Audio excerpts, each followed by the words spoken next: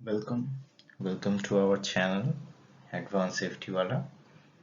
Today, our topic is fire load.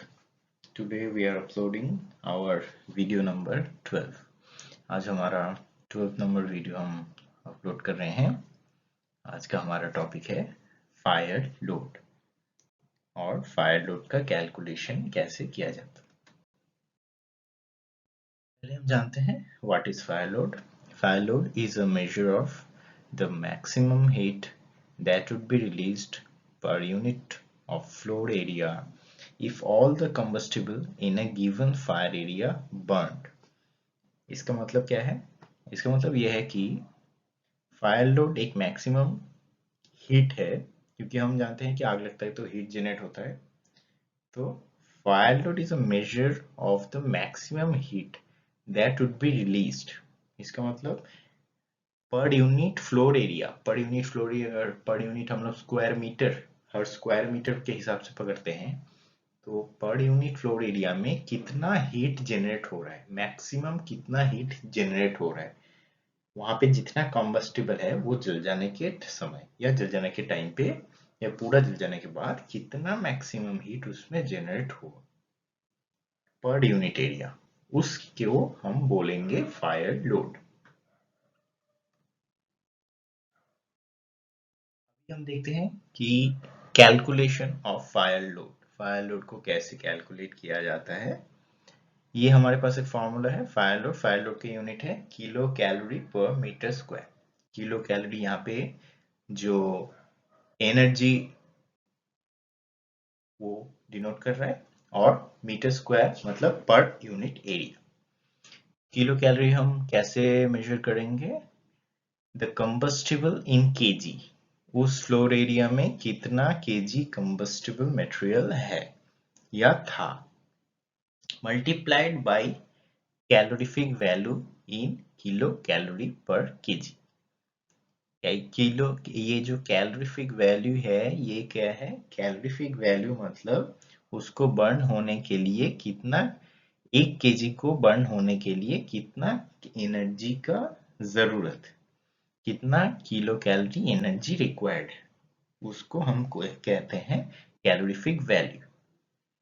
तो इस case में फॉर्मूला ऐसा हुआ, combustible in KG into calorific value in kilo calorie per KG divided by floor area in square metre.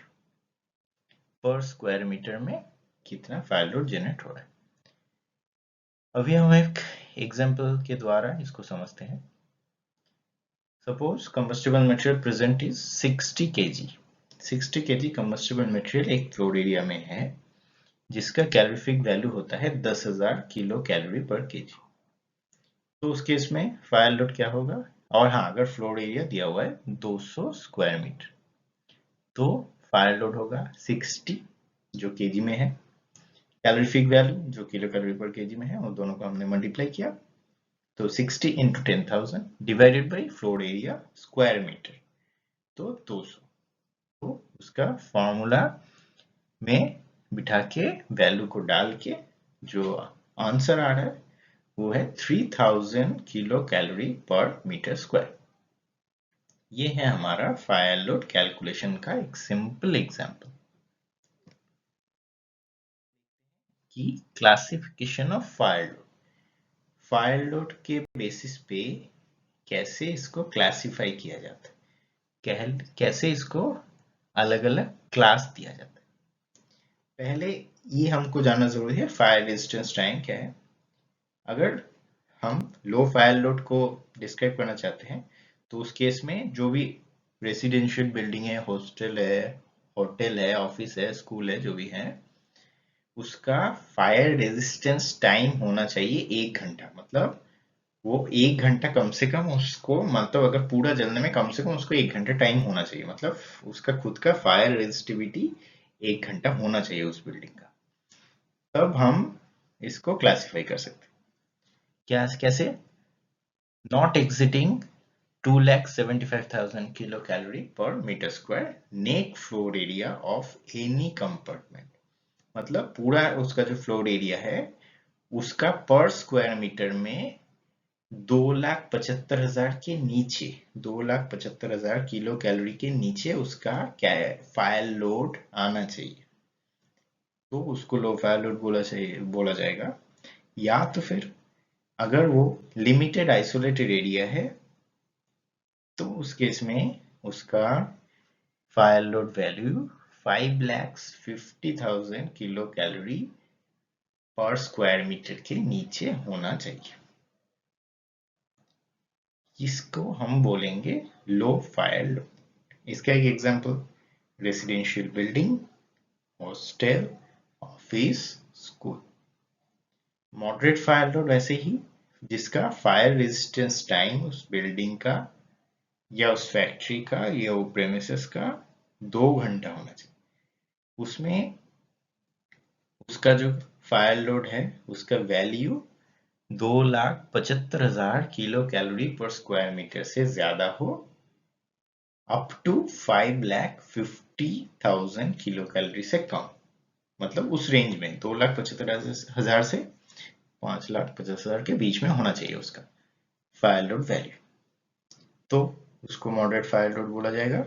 या तो फिर उसका जो लिमिटेड आइसोलेटेड एरिया अगर है तो 11 lakh kilo calorie per metre square के ज्यादा नहीं हो, उसके अंदर, तो भी उसको मॉडरेट फायर लोड बोला जाए। एग्जाम्पल क्या है, retail shop, markets, factories etcetera. Next है हाई फायर लोड। क्या है high fire load? High fire load उसका फायर रेजिस्टेंस टाइम होना चाहिए 4 घंटा। तो जैसे लो फायर लोड के टाइम पे क्या था, 1 घंटा था। मॉडरेट फायर लोड के टाइम पे 2 घंटा था। हाई फायर लोड में फायर रेजिस्टेंस टाइम कम से कम 4 घंटा होना चाहिए। उस केस में अगर उसका फायर लोड 5,50,000 के ऊपर है और 11 लाख से नीचे फ्लोर एरिया का, तो उस केस में उसको हाई फायर लोड पे बोला जाए। एग्जाम्पल क्या है, गोडाउन, वेयर हाउस, ये सब जहाँ पे हम मटेरियल स्टोर करते हैं, गोडाउन, वेयर हाउस, वर्कशॉप्स, इसको हाई फायर लोड क्लासिफिकेशन में डाला जाता है। ये जो हमने पूरा ये फायर लोड का कैलकुलेशन और फॉर्मूला ये हमने इस किताब को रेफरेंस किया है, fire fighting by Borendra Mohan Sen. अगर आपको ये वीडियो अच्छा लगे, फायर लोड के बारे में और आप डिटेल जानना चाहते हैं, जैसे आप हमारा फायर के बारे में प्रीवियस 2 वीडियो देखे थे, कुछ टर्मिनोलॉजीज हम बताए थे, फायर एक्सटिंग्विशिंग मेथड्स बताए थे, ये है फायर लोड का कैलकुलेशन। अगर आपको फायर लोड और इसका और भी कुछ कैलकुलेशन या एग्जांपल जानना है, या फिर फायर का ग्रेडिंग के हिसाब से बिल्डिंग के डिजाइन को कैसे ग्रेडिंग किया जाता है, वो अगर आपको जानना है तो आप कमेंट कीजिए हमारे वीडियो पे या हमारे फेसबुक पे सेफ्टी अवेयरनेस एंड इम्प्लीमेंटेशन, उस पे भी आप कमेंट करके लिख सकते हैं, या फिर कोई भी टॉपिक जो आपको जानना हो आप कमेंट करके हमको बता सकते हैं। आप ये भी बता सकते हैं आपको ये वीडियो कैसा लग रहा है, हमारा जो सीरीज है वो कैसा लग रहा है। और मैं आपको याद दिलाना चाहूँगा कि कल हमने एक वीडियो अपलोड किया था regarding construction safety course eight CLI Mumbai. तो उस कोर्स के लिए फीस कैसे जमा होगा हम नेक्स्ट वीडियो उसके ऊपर बनाने वाले हैं, जिसका लास्ट डेट 20 जुलाई को है। तो बने रहिए हमारे साथ। आज के लिए बस इतना ही, धन्यवाद।